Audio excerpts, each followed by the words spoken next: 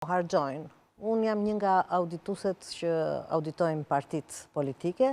Audituset që angazhon Komisioni Qendror i Zgjedhjeve mbi bazin e shortit që hedh dhe bëhet auditimi. Dhe kush parti na bie, auditojnë.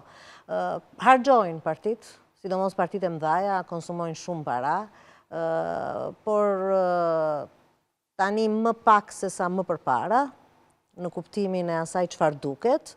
Nuk janë më ato mitingjet madhështore që bëheshin më përpara, që merreshin dhe këngëtarët, se tani janë ambiente pak më të mbledhura, jo si më përpara, dhe banderola e flamuj siç kanë qenë dikur. Tani ndoshta këngëtarët shkojnë vullnetarisht si militantë. Tani po shpërblehen në mënyra të tjera tani këngëtarët, jo më me lek në koncert, por me koncerte me lek më pas. Me koncesione më mbrapa.